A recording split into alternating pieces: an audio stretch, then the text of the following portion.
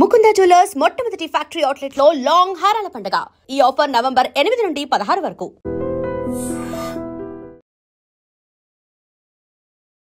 Welcome to I dream. నేను ఉదయశ్రీ.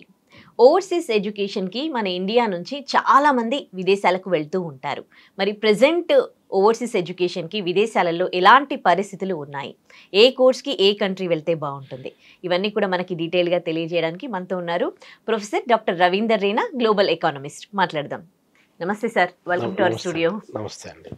ఇప్పటికైతే America వెళ్ళాలంటేనే చాలామంది భయపడుతూ ఉన్నారు, అండ్ వాళ్ళు కూడా వీసాలు కొంచెం తగ్గించారు. మన ఇండియన్స్ కూడా కొంచెం తక్కువ మందే వెళ్తూ ఉన్నారు. కానీ ఇప్పుడు ఉన్న పరిస్థితిలో అమెరికా వెళ్ళడం బెస్ట్ ఓకేనా? అండ్ అమెరికా కాకుండా ఇప్పుడున్న స్టూడెంట్స్కి వేరే అదర్ కంట్రీస్ ఆప్షన్స్ ఏమున్నాయి? చూడండి ఉదయశ్రీ గారు, ఇప్పుడు అమెరికాలో గత 1 year నుండి చేంజెస్ అనేది విపరీతంగా జరుపుకుంటూ వస్తున్నాయి. అది ట్రంప్ అడ్మినిస్ట్రేషన్ వల్ల ఈ చేంజెస్ జరుపుకుంటూ వస్తున్నాయి. దీనివల్ల మన విద్యార్థులు దాదాపు కొన్ని లక్షల మంది విద్యార్థులు ఎవ్రీ ఇయర్ మన దేశం నుండి అమెరికాకి వెళ్తున్నారు. వెళ్ళినప్పుడు ఏం జరుగుతుందంటే కొన్ని మంచి ఇన్స్టిట్యూషన్స్ ఉన్నాయి. ఇప్పుడు top Harvard university, Stanford university, MIT, Massachusetts institute of technology, Yale university, ఇలా మీకు టాప్ యూనివర్సిటీస్ ఉన్నాయి. అంటే మొత్తము ర్యాంకింగ్లో, గ్లోబల్ ర్యాంకింగ్లో చూసుకున్నట్టయితే అమెరికాలో టాప్ 20 యూనివర్సిటీస్ ఏది అని అంటే దాదాపు 16-17 అమెరికా నుండే వస్తున్నాయి. అలా వచ్చినప్పుడు ఆ ఇన్స్టిట్యూషన్సే కాకుండా మామూలు ఇన్స్టిట్యూషన్లో కూడా చదువుకోవడానికి పోతున్నారు. కొన్ని ఫేక్ యూనివర్సిటీలలో కూడా చదువుకోవడానికి మన స్టూడెంట్స్ వెళ్తున్నారు. ఎందుకంటే డెస్పరేట్గా వాళ్ళు ఏదో ఒకటి అమెరికాలో నేను అడుగు పెట్టాలని నాకు అడ్మిషన్ కావాలంటే ఫేక్ యూనివర్సిటీ చూస్తలేరు, వాళ్ళు నకిలీ కాలేజీలు చూస్తలేరు, ఇంకేది చూడట్లేదు. వాటి ప్రాపర్ పర్మిషన్ ఉందా, ప్రాపర్ అక్రెడిటేషన్ ఉందా, ఏది చూడకుండా ఫేక్ యూనివర్సిటీలో కూడా కొన్ని వేలాది మంది భారతీయ విద్యార్థులు అమెరికాకి వెళ్ళి సఫర్ అయిన వాళ్ళు ఉన్నారు, అక్కడక్కడ సర్దుబాటు చేసుకొని ఎగ్జిస్ట్ అయిన వాళ్ళు ఉన్నారు. సో ఇది జరుగుతుంది. అంటే అమెరికన్ ఎడ్యుకేషన్ సిస్టమ్ మీద మన ఎడ్యుకేషన్ సిస్టమ్ కంటే అక్కడ ఎడ్యుకేషన్ సిస్టమ్ చాలా బాగుంటుంది అనే ఉద్దేశం కంటే ఎక్కువగా అమెరికాలో నేను పోవచ్చు, చదువుకోవచ్చు, జాబ్ సంపాదించుకోవచ్చు, సెటిల్ కావచ్చు, అది జరుగుతుంది అనమాట. నేనేదో American education is better than Indian education అది కాన్సెప్ట్ కాదు అక్కడ. ఇప్పుడు నేను దాదాపు చాలా కంట్రీస్లో పనిచేస్తాను. I worked in Eritrea, Ethiopia, Papua న్యూగిని, south Africa, Namibia, Switzerland, ఇట్లాంటి కంట్రీస్లో పనిచేస్తాను. I visited more than 50 countries in the world. నేను చూసిన నా అబ్జర్వేషన్ ప్రకారం ఏంటంటే ఉదయశ్రీ గారు, ఎడ్యుకేషన్ అనేది ఎక్కడైనా కూడా same. Luxurious education, AC class రూమ్లలోనే చదువుకుంటే మీకు ఎడ్యుకేషన్ బాగా వస్తుంది. మామూలుగా సర్కార్ బడిలో, ప్రైవేట్ అది గవర్నమెంట్ బడిలో చదువుకుంటే మీకు ఎడ్యుకేషన్ రాదనేది కాన్సెప్ట్ కాదు. ఎడ్యుకేషన్ ఎక్కడైనా కూడా same. It depends upon the teacher, it depends upon the student who wanted to study. అయితే ఇప్పుడు ఆ అపోహ అనేది అమెరికా ఎడ్యుకేషన్ ఈజ్ బెటర్ అనేది పాయింట్ కాదు అక్కడ. హార్వర్డ్ యూనివర్సిటీ ఉస్మానియా యూనివర్సిటీ కంటే బెటర్ కాదు నా ఉద్దేశం. నేను ఉస్మానియా ప్రోడక్ట్ని, ఉస్మానియా PhD గోల్డ్ మెడలిస్ట్ నేను. So I don't think that Harvard PhD holder can compete with me in any manner, in any standard who studied economics there. Point ఏంటంటే అక్కడ ఒక ఇండివిజువల్ ఎలా ఆ స్కిల్ని డెవలప్ చేసుకుంటున్నాడు, విద్య మీద ప్రేమతోని ఆయన ఎలా డెవలప్ చేసుకుంటున్నది ఇంపార్టెంట్. అయితే ఇప్పుడు మన విద్యార్థులకు ఒక స్ట్రాంగ్ అంటే డిజైర్ ఏం పెరుగుకుంటూ వస్తుందంటే, మా కజిన్ వెళ్ళాడు, లేకపోతే మా చుట్టాల అబ్బాయి అమ్మాయి వెళ్ళింది, నేను కూడా వెళ్ళాలి. సో ఇలా డెమోన్స్ట్రేషన్ ఎఫెక్ట్ అని అంటారు మీ ఎకనామిక్స్లో. సో ఒకరిని చూసి ఒకరు ప్రేరేపణ అయ్యి, అంటే స్టిమ్యులేట్ అయిపోయి పోయిన వాళ్ళ సంఖ్య ఎక్కువ ఉంది. దానికి కారణం ఏంటంటే more than education reasons, economic reasons. Job సంపాదించుకోవచ్చు, డబ్బులు సంపాదించుకోవచ్చు అనేది ఫస్ట్ పాయింట్. చాలామంది ఏం లేని వాళ్ళు, చాలా పేదరికం నుండి వచ్చిన వాళ్ళు, విలేజ్ బ్యాక్గ్రౌండ్ నుండి వచ్చిన వాళ్ళు, ఫార్మింగ్ కమ్యూనిటీ నుండి వచ్చిన వాళ్ళు, కూలి పని చేసుకునే వాళ్ళ పిల్లలు కూడా అమెరికాకి వెళ్ళి మంచి సెటిల్ అయిపోయి ఇప్పుడు వాళ్ళంతా మంచి స్థాయిలో ఉన్న వాళ్ళు చాలామంది ఉన్నారు. అంటే మీరు చెప్పే పాయింట్ ఏంటంటే దాదాపు 2 లక్షల పైన విద్యార్థులు మన భారతదేశం నుండి అమెరికాకి వెళ్తున్నారు. అది వెళ్ళే వాళ్ళ సంఖ్య, వెళ్ళిన వాళ్ళల్లో ఎక్కువ శాతము మళ్ళీ బ్యాక్ రావట్లేదు.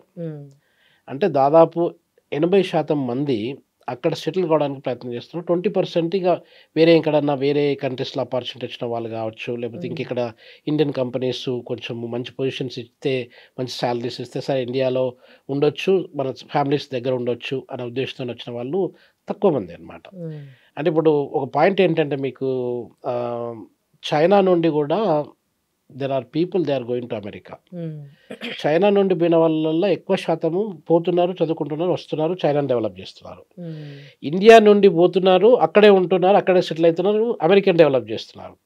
ఈ బ్రెయిన్ డ్రెయిన్ అనేది బ్రెయిన్ గెయిన్ కంటే ఎక్కువగా అది అమెరికాను డెవలప్ చేయడానికి. ఇప్పుడు అమెరికా డెవలప్డ్ అవుతుంది అని అంటే ఉద్దేశం ఏంటంటే మన భారతదేశంలో నుండి వెళ్ళినటువంటి యూత్, ఆ యంగ్ మైండ్స్, బ్రిలియంట్ మైండ్స్ ఏదైతే ఉందో అవి అమెరికన్ డెవలప్ చేసుకుంటూ వస్తున్నాయి అసలు యాక్చువల్గా. ఇప్పుడు మీరు సుందర్ పిచ్చయ్య, సత్యనారాయణ అట్లా ఒక 20 సీఈఓస్ను మీరు డిఫరెంట్ కంపెనీస్ సీఈఓస్ తీసుకున్నట్టయితే మన ఇండియా నుండి వెళ్ళిన సీఈఓస్, ఇండియా నుండి ఇండియన్ ఆరిజిన్ కావచ్చు, ఇండియన్సే కావచ్చు, వాళ్ళు సీఈఓస్గా పనిచేస్తున్నట్టు ఏంటి అక్కడ పాయింట్? దే జస్ట్ వాంట్ అంటే వాళ్ళకి అవకాశాలు అనేది అట్లా ఉన్నాయి. మళ్ళీ ఇండియన్స్ కూడా ఎక్కువగా దాన్ని ఏమంటారు కమిట్మెంట్తోని, కమిటెడ్గా, డెడికేటెడ్గా, పేషెన్స్తోని హానెస్ట్గా పనిచేస్తారు కాబట్టి Americans also the believe in Indian human resources. ఇది ప్లస్ పాయింట్ అయిపోతుంది. సో దాంట్లో అమెరికాలో క్రేజ్ అనేది చాలా సంవత్సరాలు, ఒక దాదాపు 20-30 ఇయర్స్ నుండి ఇంకా పెరుగుకుంటూ వస్తుంది. Every year numbers are increasing. మనం ఎంత స్పెండ్ చేస్తున్నాం ఇప్పుడు? Billions of rupees we are spending on our Indian children. Indians అమెరికాకి వెళ్ళి చదువుకునే వాళ్ళ మీద billions of dollars are going out of our country యాక్చువల్గా. సో ఇది మనకు జరుపుకుంటూ వస్తుంది. అంటే సరే ఇనిషియల్ స్టేజ్లో ఎక్కువ మంది పేరెంట్స్ పెడతారు, తర్వాత వాళ్ళ స్కాలర్షిప్ ద్వారానో లేకపోతే మామూలుగా వాళ్ళు అక్కడ చోటమోట పని చేసుకుంటూ కూడా వాళ్ళు ఏదో సంపాదించుకొని చదువుకొని వాళ్ళు సస్టైన్ అయిన వాళ్ళు ఎక్కువ ఉన్నారు. అంటే ఇండియన్స్ ఇప్పుడు ఎయిర్ టికెట్ అయితే పెట్టాల్సి వస్తుంది, ఒక ఫస్ట్ సెమిస్టర్లో కొంత డబ్బులు పెట్టాల్సి వస్తుంది. సో ఇలా జరుపుకుంటూ వస్తుంది. అంటే అమెరికన్ ఎడ్యుకేషన్లో ఆ క్రేజ్ అనేది ఇప్పుడే కాదు, దాదాపు ఒక 2-3 డికేడ్స్ నుండి ఉంది. ఆ క్రేజ్ అనేది పర్టికులర్గా ఈ ఆర్టిఫిషియల్ ఇంటెలిజెన్స్, ఈ టెక్నాలజికల్ రెవల్యూషన్ టైం లోపల ఇంకా ఎక్కువ పెరుగుకుంటూ వచ్చింది అనమాట. సార్ మరి ఇప్పుడున్న పరిస్థితుల్లో అమెరికా కాకుండా మన ఇండియన్స్ ఏ కంట్రీ చూస్ చేసుకుంటే బాగుంటుంది ఓవర్సీస్ ఎడ్యుకేషన్కి? చూడండి ఇప్పుడు చాలా కంట్రీస్ ఉన్నాయి అసలు చూస్ చేసుకోవడానికి. ఒకటి యూకే ఉందండి. యూకేలో కూడా మన విద్యార్థులు చాలా పెద్ద మొత్తంలో వెళ్తున్నారు. యూకేలో ఉన్న ఆక్స్ఫర్డ్ యూనివర్సిటీ కావచ్చు, కేంబ్రిడ్జ్ కావచ్చు, రకరకాల యూనివర్సిటీస్లలో కూడా, లండన్ స్కూల్ ఆఫ్ ఎకనామిక్స్ కావచ్చు, అక్కడ కూడా మనకు చాలా అవకాశాలు ఉన్నాయి. జస్ట్ లాస్ట్ ఇయర్ వరకు కూడా Rishi Sunak was our Indian origin prime minister ఉంటుండేది. He may come back to the power. So యూకేలో ట్రెమెండస్ ఆపర్చునిటీస్ ఉన్నాయండి భారతీయ స్టూడెంట్స్కి. అది దాంతో పాటుగా మనకు ఆస్ట్రేలియాలో ఉన్నాయి. ఆస్ట్రేలియా మనకంటే పెద్ద కంట్రీ, దాదాపు ఒక 2 times, నియర్లీ 1.5 times, 2 times పెద్దది మనకంటే. పాపులేషన్ అనేది చాలా, మన హైదరాబాద్ పాపులేషన్ ఇప్పుడు దాదాపు 40 million మా దగ్గర ఉంటే అక్కడ 25 million అక్కడ ఉన్నారు. పాపులేషన్ పరంగా కూడా చాలా తక్కువ పాపులేషన్ కాబట్టి ఆస్ట్రేలియాలో చాలా అబండెంట్ ఆపర్చునిటీస్ ఉన్నాయి. అక్కడ పనిచేసే యూనివర్సిటీలలో కూడా మన ఇండియన్ ప్రొఫెసర్లు కూడా పనిచేస్తున్నారు. సో కాబట్టి ఈ 2 కంట్రీస్తో పాటుగా న్యూజిలాండ్ కూడా ఉంది. న్యూజిలాండ్ చాలా చిన్న కంట్రీ. వీటితో ఈ 3తో పాటుగా యూరోప్లో ఇప్పుడు జర్మన్ కావచ్చు, స్విట్జర్లాండ్ కావచ్చు, ఫిన్లాండ్ కావచ్చు, తర్వాత నార్వే, నెదర్లాండ్స్ కావచ్చు, ఇట్లాంటి స్కాండినేవియన్ కంట్రీస్లో కూడా ట్రెమెండస్ ఆపర్చునిటీస్ ఉన్నాయి. రష్యాలో కూడా ఉన్నాయి. సో ఆల్టర్నేటివ్స్ అనేది ఇప్పుడు necessity is the mother of invention అంటారు కదండి. సో దాంట్లో మనకు ఒక దగ్గర అమెరికాలో గేట్స్ క్లోజ్ అయిపోతున్నాయి అంటే there are plenty of other opportunities open up. South ఆఫ్రికాలో, నేను పనిచేసే సౌత్ ఆఫ్రికాలో కూడా there are plenty of opportunities. వీసాకి సంబంధించి ఇక్కడ ఏం ఇబ్బందులు లేవా ఈ కంట్రీస్? అంటే ఈ కంట్రీస్లో ఇప్పుడు వీసా ప్రాసెసింగ్ అనేది ప్రతి దేశంలో ఉంటుందండి. ఇప్పుడు సెంజన్ వీసా, యూరోప్కి ఎక్కడికి వెళ్ళాలన్నా కూడా సెంజన్ వీసా ఉంటుంది. ఈ మధ్య కాలంలో భారతీయుల యొక్క సంఖ్య ఎక్కువ పెరిగిపోతున్నది. కొంచెం ఇల్లీగల్గా వచ్చేవాళ్ళు ఏదో విజిటింగ్ వీసాలో వచ్చి అక్కడే సెటిల్ అవ్వడానికి ప్రయత్నం చేసేవాళ్ళు మన దగ్గర చాలామంది ఉన్నారు. సో అట్లా కొంచెం రెస్ట్రిక్షన్స్ పెరిగాయి. ఇప్పుడు స్విట్జర్లాండ్కి అప్లై చేశారనుకోండి సెంజన్ వీసా, మీకు స్విట్జర్లాండ్లో రిజెక్షన్ రేట్ చాలా ఎక్కువ అయిపోతున్నాయి ఈ మధ్యకాలం. దాదాపు మీరు 6 months నుండి చూసుకున్నట్టయితే rejection rates are too high in Switzerland. అదే విషయం ఇప్పుడు జర్మన్లో చూసుకున్నా కూడా టూ హై. అలా కాకుండా కొన్ని కంట్రీస్ ఇప్పుడు మీకు రొమేనియా కానీ, బుల్గేరియా కానీ ఇట్లాంటి చోటమోట దేశాలు కొన్ని ఉన్నాయి. అక్కడ మీకు కొంచెం వీసా యొక్క యాక్సెప్టెన్స్ రేట్ ఎక్కువ ఉందన్నమాట. అందుగురించి మన వాళ్ళు ఇప్పుడు ఎక్కడైనా కూడా మీరు రొమేనియాలో అప్లై చేసుకొని ఎక్కడికైనా పోవచ్చు కదా యూరోప్లో. 27 countries you can go all over.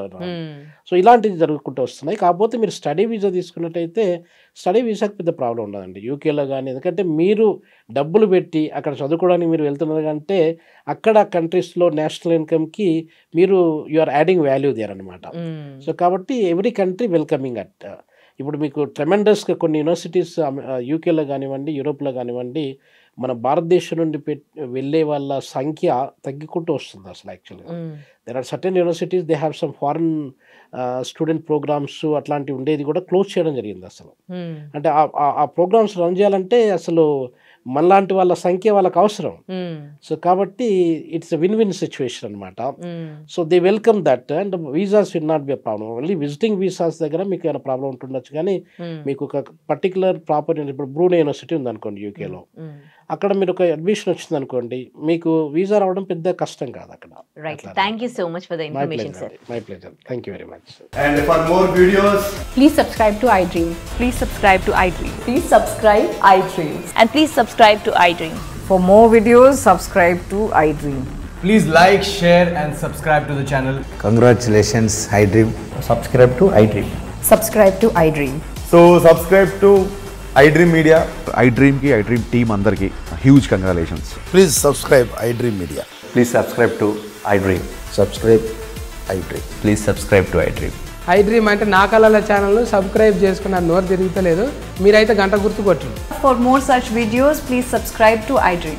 Subscribe to iDream. Please subscribe to iDream. Please subscribe iDream Media. Please do subscribe to iDream. Please subscribe to iDream Media. For best entertainment and information, please subscribe iDream. And don't forget to subscribe to iDream.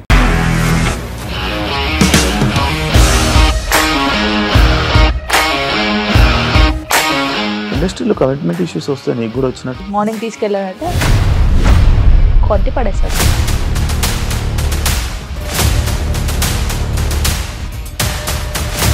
ఒక్కళ్ళు కూడా చూడలేదు ఈ cinema అని చెప్పడానికి కూడా చాలా ధైర్యం కావాలి. అది నిజం కదా, దాంట్లో ధైర్యం ఏంటి? నెక్స్ట్ డే ప్లేట్ మార్చేస్తే తప్పు కదా. As of now, we are comfortable this అని నేను అనుకుంటున్నాను. రష్మిక గారిది మీది ఒకే ఊరంట కదా. నీకు కోపం వచ్చిందంటే బాగా తిట్టేత్తరా? తిట్టేద్దామండి. నిజంగా గేమ్ ని ఎలా చేంజ్ చేయగలిగారు? ఏపీఎస్ఎఫ్సి వాళ్ళకి 6 నెలల్లో నేను 6 లక్షలు కట్టా. బిజినెస్ చేయాలనుకుంటే it is as difficult as riding a tiger.